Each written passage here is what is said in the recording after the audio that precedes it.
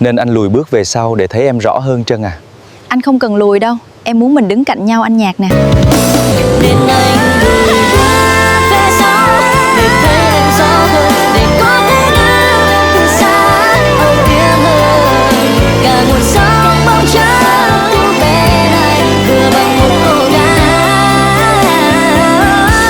Hay anh vẫn sẽ lặng lẽ kế bên dù không nắm tay nhưng đường chung mãi mãi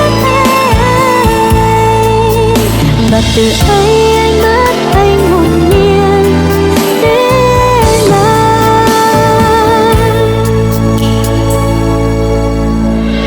Vì sáng không